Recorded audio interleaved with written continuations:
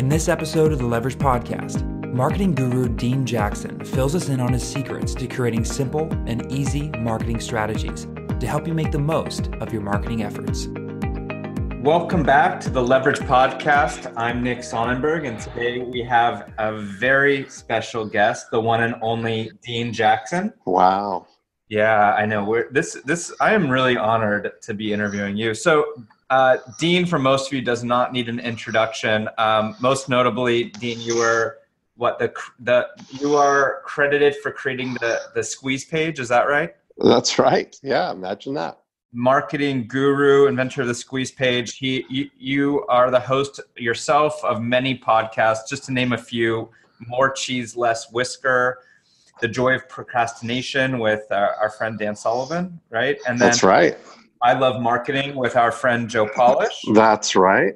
I mean, and the list goes on. You're involved with so many cool things: listing agent, lifestyle.com, your new stuff with dialtalkdone.com, which is basically the easy button for anyone to be able to create a podcast. Podcasts. Yeah, made simple. It's so easy. It's great. In my mind, you're kind of like the inventor of the easy button, because it seems like everything you do is around creating easy buttons somewhere. But right. Anyways, thank you for joining me today. You're welcome. I'm happy to be here.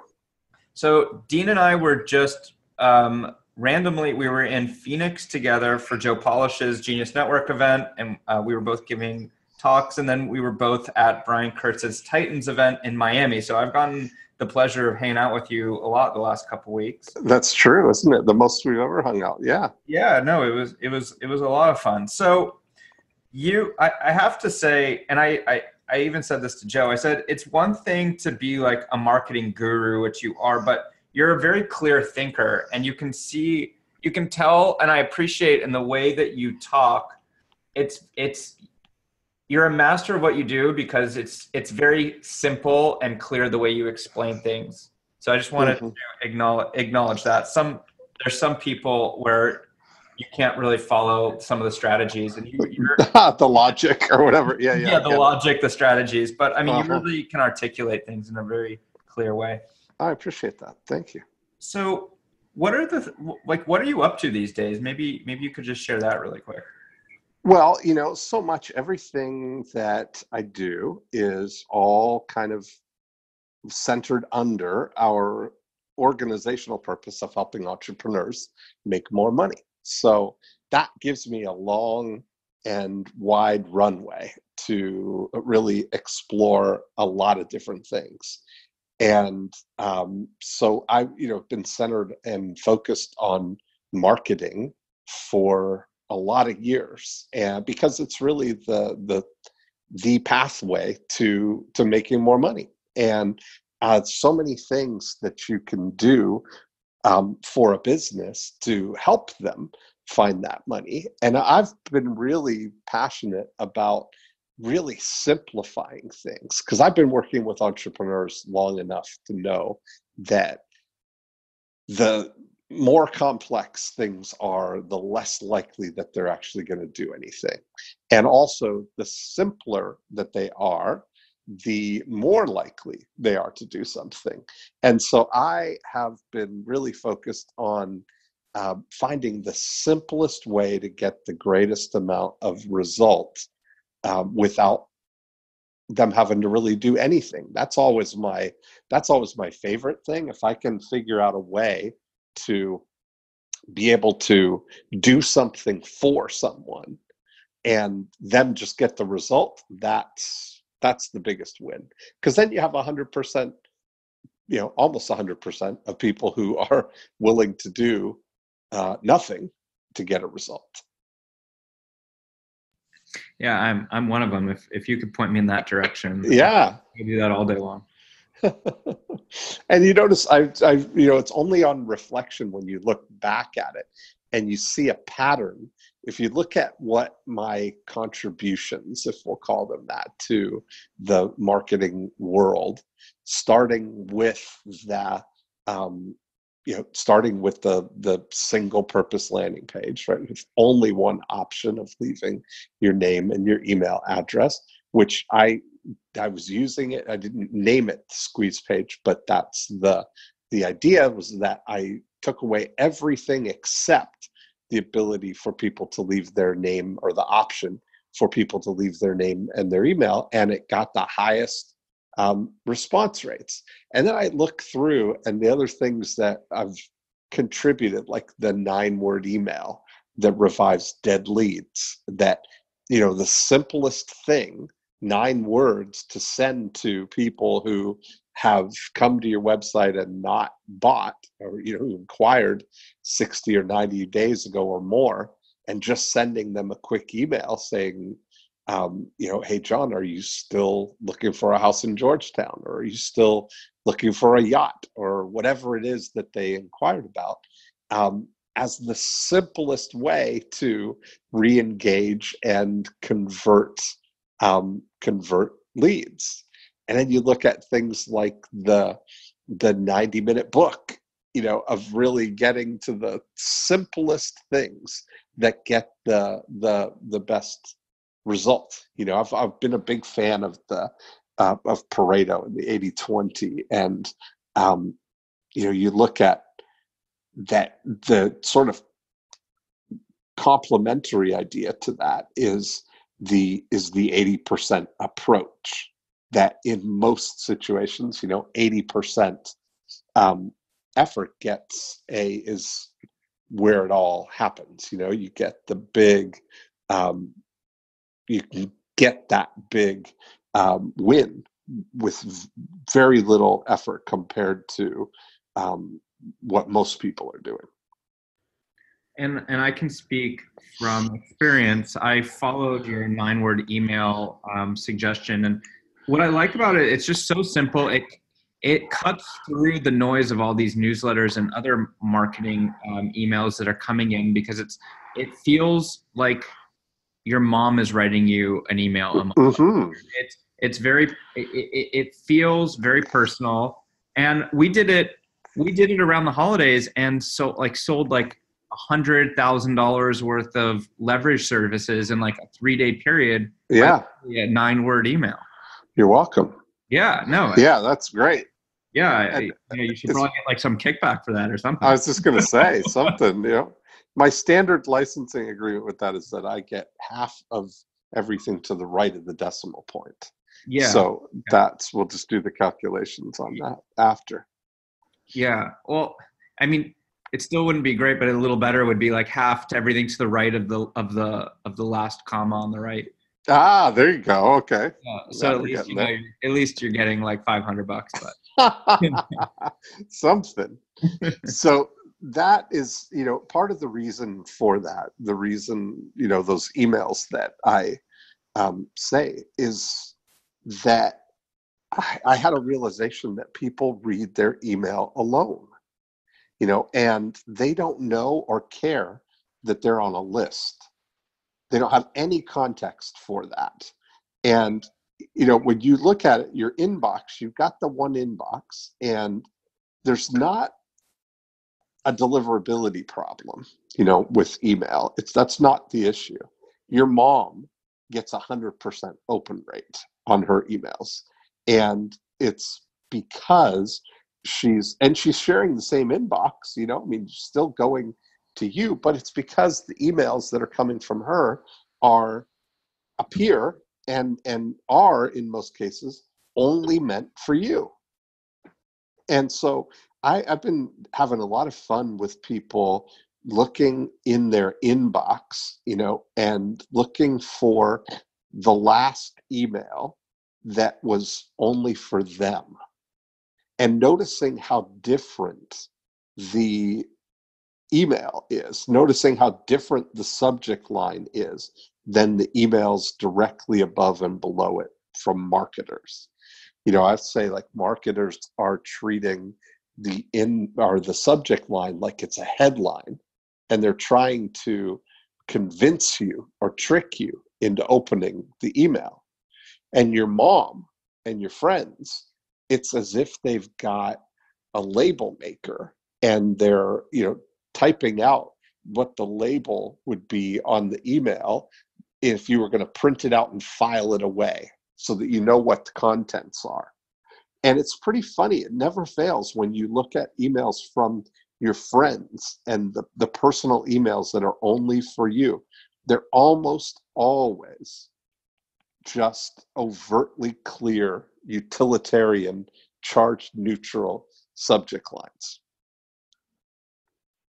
Yeah, and it's not some of these like long email newsletter stuff. It could come off sometimes as a bit sleazy or salesy, but when you stay neutral, like you're suggesting, and it's just 9 words, Mm-hmm. and it's like, hey, are you still interested in that house in Georgetown? Yeah.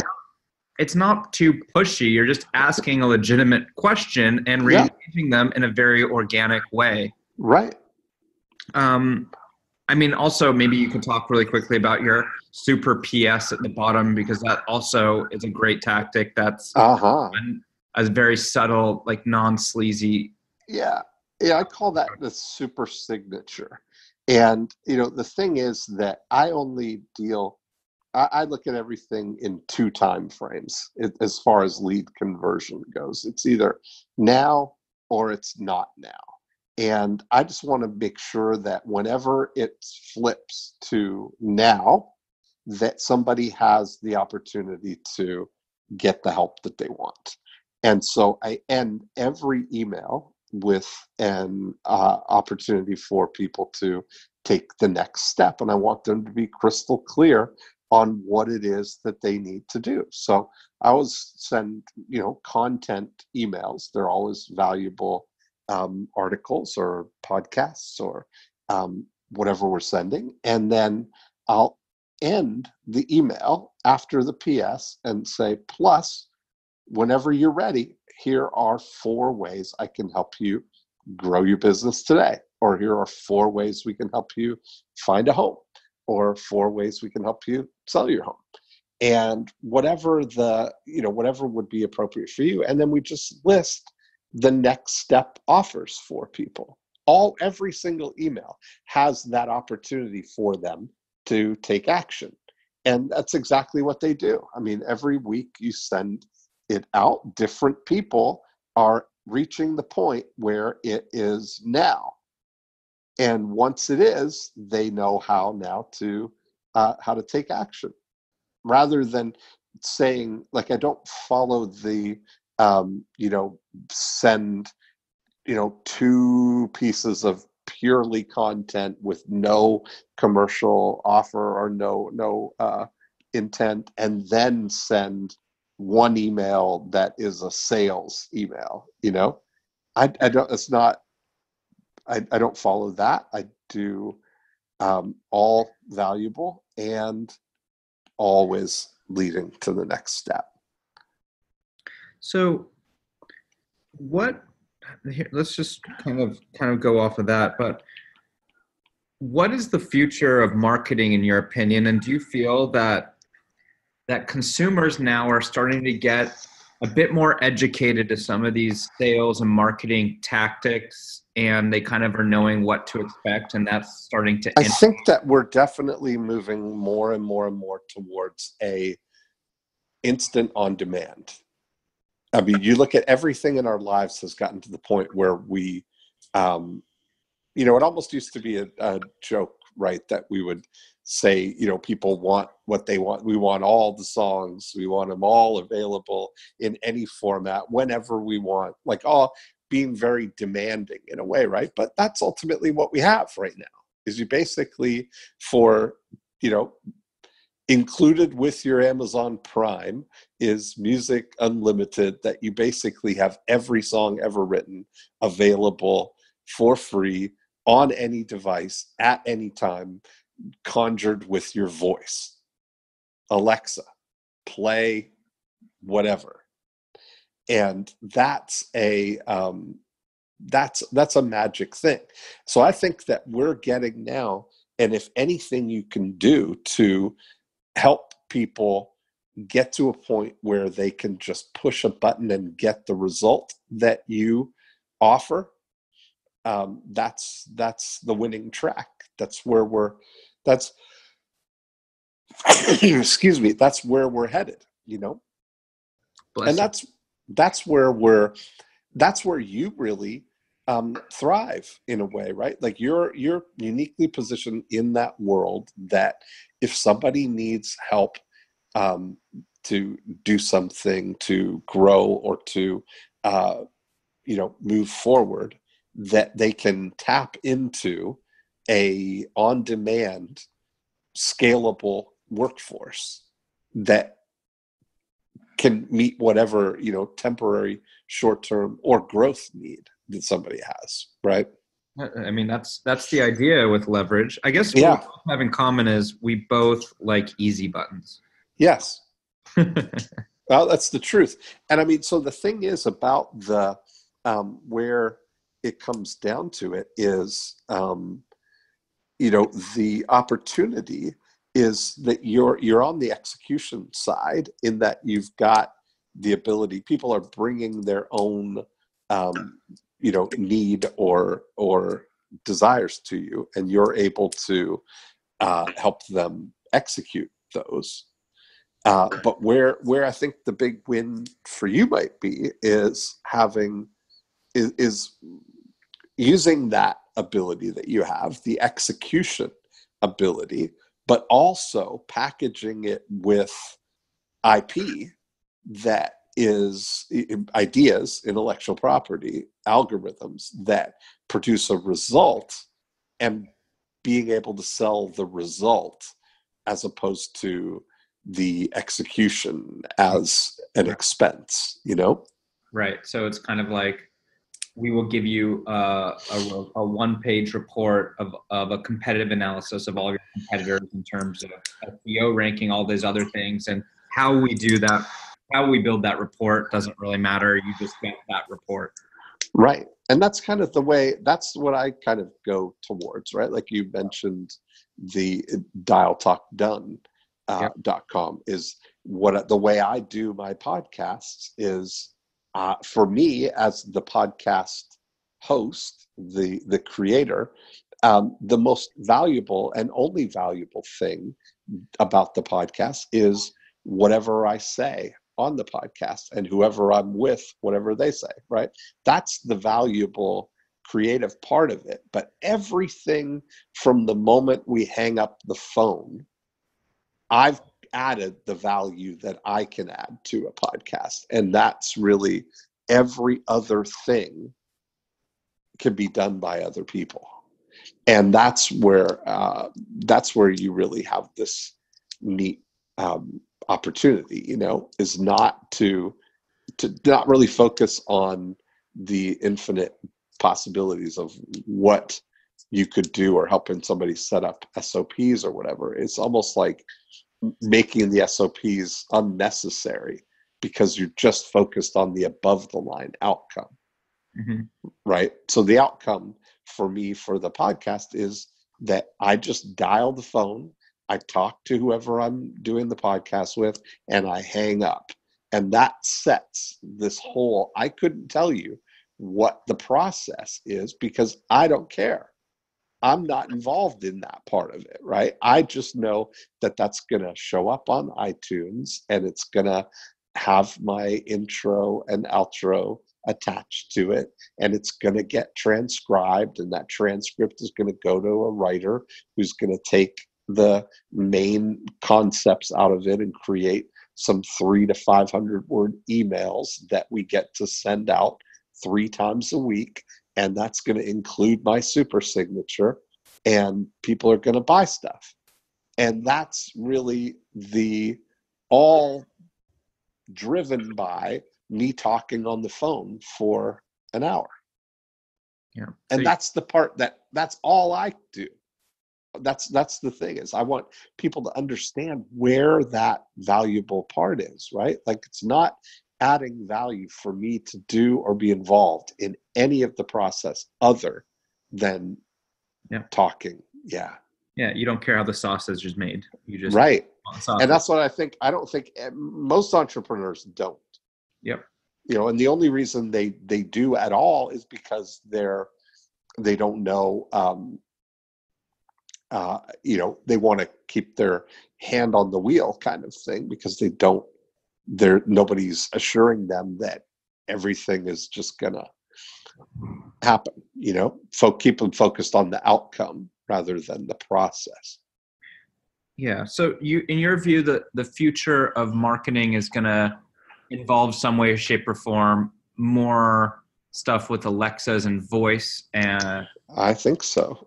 And apps, really. I mean, yeah. The way that we look at things, like, it's certainly going to be an on-demand thing. Like, you look at in every other area of our lives, right? Any city, I can go to any city in the world and have a car at my feet in 3 to 5 minutes to take me anywhere I want to go.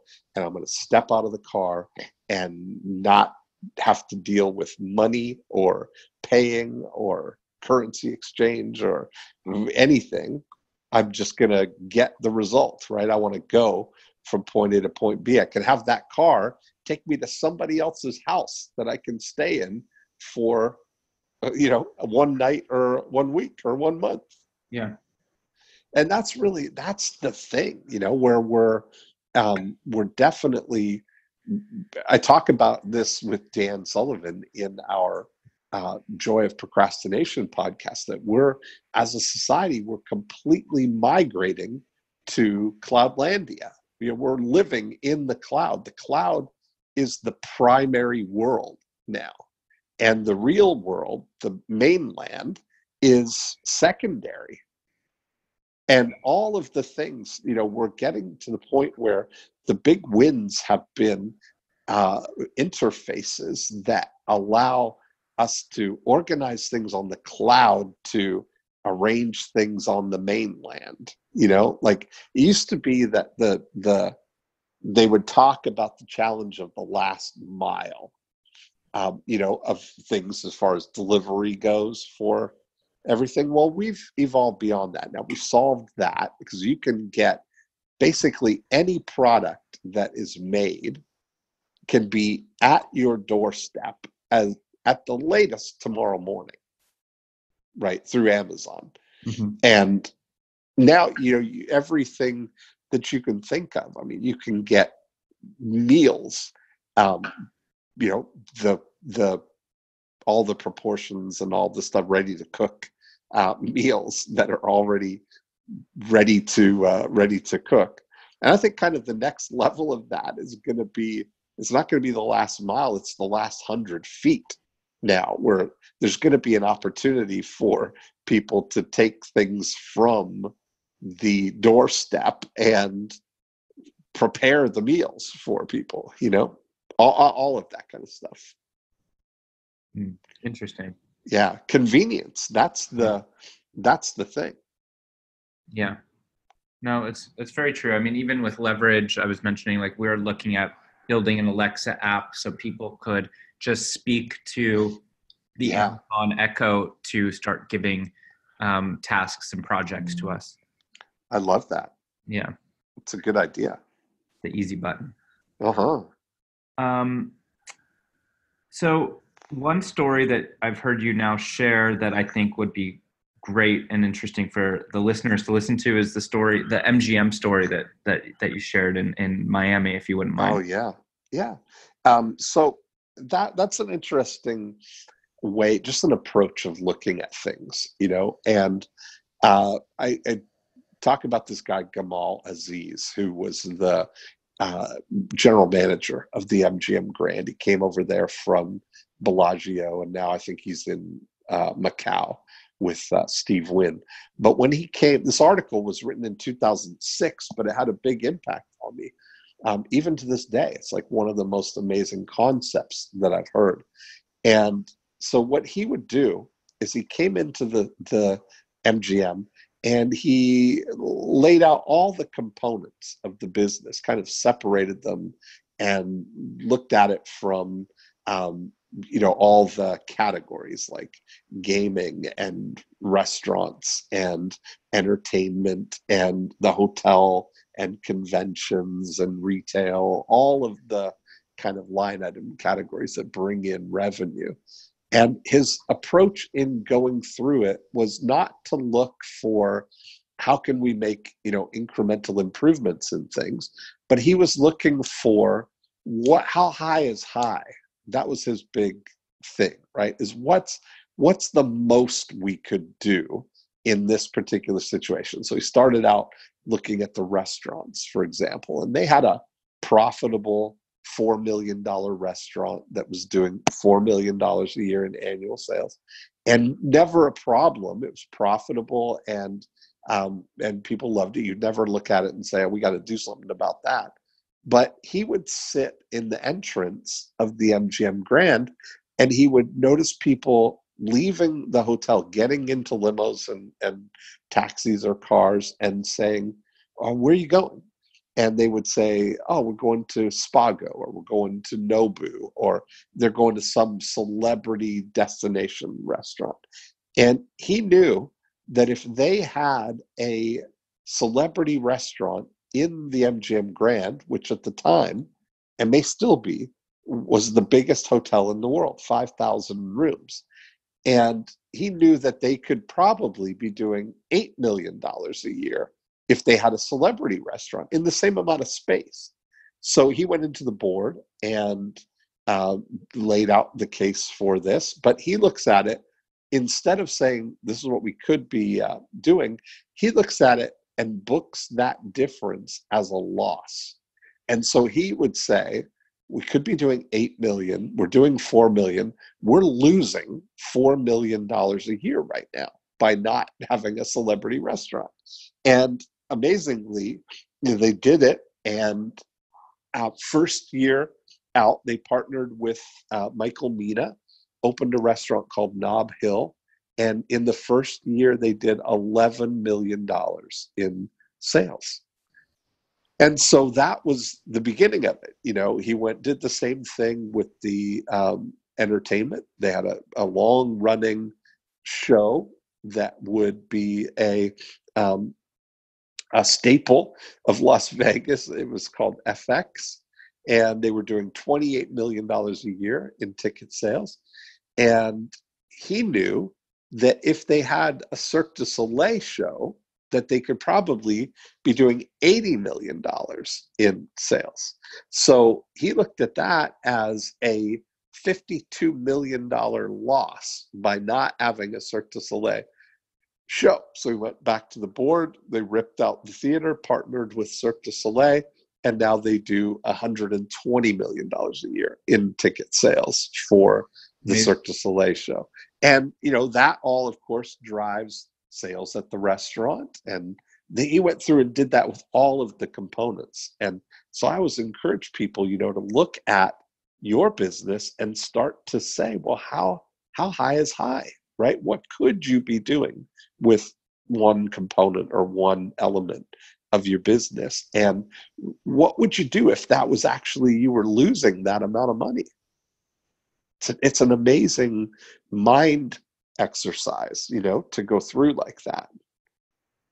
What did you think when you heard me say it the first time? What did that stimulate for you, or what was? It's that you get so caught up in the weeds of like trying to move things by like 1% or 2%. Incremental improvement, constant incremental improvement. And it's kind of aligned with what I say about the importance of documenting process, and I'll explain why it's relevant. It's because like I push people to document processes because it allows you to rotate positions. It's hard to rotate positions and get other people to look at things if it's not documented. And once you allow for rotations, you start getting fresh eyes to look at certain things. And when you get fresh eyes to look at things, it'll spark innovation. I mean, when I was a high frequency trader, some of the biggest improvements to my trading books were when I went on a 2-week block leave and had someone less experienced than me manage my book. And then I'd come back and they would say, oh,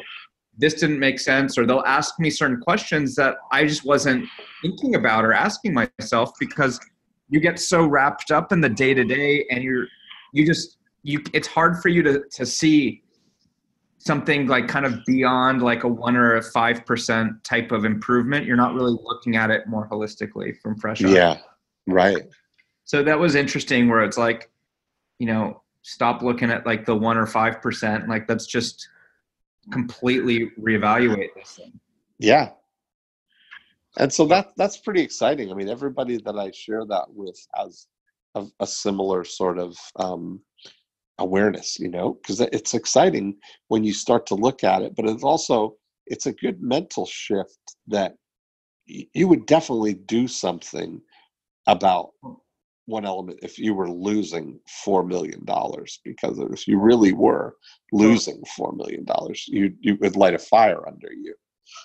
Yeah, no, totally. So I have one selfish question for you related to leverage, and then we'll wrap up here. But how do you, if you have a website, so right now, something that we're right now talking about with leverage is, redoing the website and optimizing it for email capture. And we had spoken about that and doing an ebook with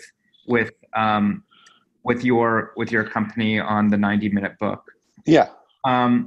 Now, another thing that we're also concurrently thinking about is throwing a wait list up on leverage, and that way we can manage the supply and demand a little bit more smoothly, so that if all of a sudden we get an influx of signups, we're not stuck that we can't fulfill. So we kind of have two things that we want to do, kind of like two call to actions that we're trying to figure out how to, they're kind of almost on the same hierarchy. I guess the email capture is the most important, but like the joining the wait list is a strong second call to action that we want to have. So how would you work the second call to action into that in an organic way? Would you have people first get the ebook and then put a pop-up to join the wait list? Yeah, I mean, I'm not a big fan of wait lists in a way that nobody wants to wait. And it's not, you're trying to, most of the time when people are doing that, they're trying to create this false sense of scarcity around it. Oh, I better get on the waiting list just in case. I'm not sure if I want this, but since everybody else does, I better get on this list, right? That makes it's mostly done as a mechanism, so I'm not a fan of that, but I like this idea of getting people to think a little bit outside the box and not necessarily think about their opt-in as part of their existing website in a way, right? Like I like you almost treat them as two separate things. It doesn't have to be driving traffic to your website to get leads. You want to think about it in terms of what's the most valuable thing. Like it almost doesn't. It's not that I'm trying to convince somebody to do something. I want to be involved in a conversation with somebody who wants this information. So I say it to people in a way that what we're looking to do is separate the compelling from the convincing. And that what I mean by that is if I don't know somebody, if I don't have a relationship with them, or if I don't know who they are, I'm going to focus 100% of my effort on just getting to that level with somebody. And that means 100% focus on their needs, right? And so what would be valuable to them is, and I love books as the highest value lead generator that we can, right? That I would look to create a book that my ideal prospect would definitely want to have in their library, that they would see it and say, oh, that's the book for me. I want that. And so, and then I would just do everything I could to get that book in front of people who could be my ideal prospects, and then use the website as a lead conversion tool, right? Now, not as a lead generation tool. Gotcha. So you have a landing page optimized for the lead magnet. Yes. Website is, for either the wait or for sign up. Gotcha. That's exactly right. Yeah. Okay. Very cool. Well, thanks for that. Mhm. Well, I want to be respectful of your time. So where can people find out more about you? The easiest thing is just deanjackson.com. It's got just a list of all the things that I do, but good place to start is to go there, and I've got our Breakthrough DNA book that people can download right there. It talks about all the 8 profit activators that we talk about in I Love Marketing and More Cheese, Less Whiskers. Very cool. Yeah. All right. Well, this was a pleasure. Thank you so much for joining me today, and look forward to seeing you soon. Awesome. Thanks, man. We hope you enjoyed this episode of the Leverage Podcast. Leverage is an on-demand outsourcing platform that helps small businesses and entrepreneurs scale their business. Scale your business overnight with a team of experts you can trust to deliver. Accomplish more. Visit getleverage.com.